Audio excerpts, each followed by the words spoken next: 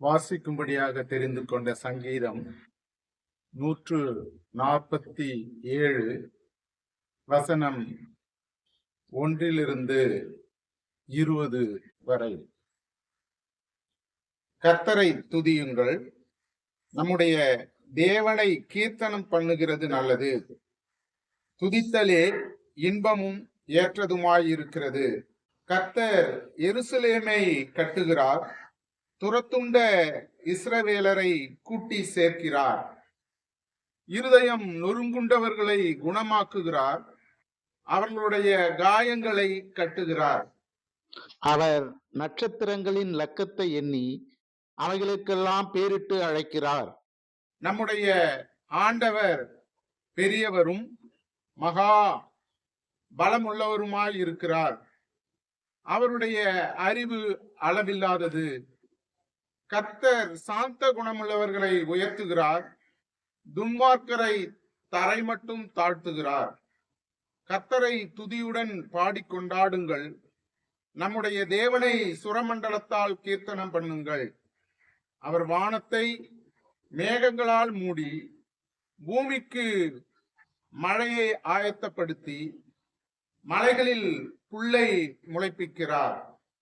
அவர் மிருக ஜீவன்களுக்கும் கூப்பிடுகிற காக்கின் குஞ்சுகளுக்கும் ஆகாரம் கொடுக்கிறார்.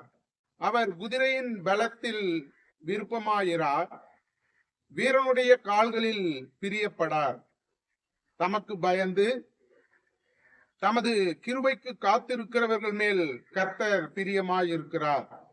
எருசலேமே, கர்த்தரை ஸ்தோத்திரி.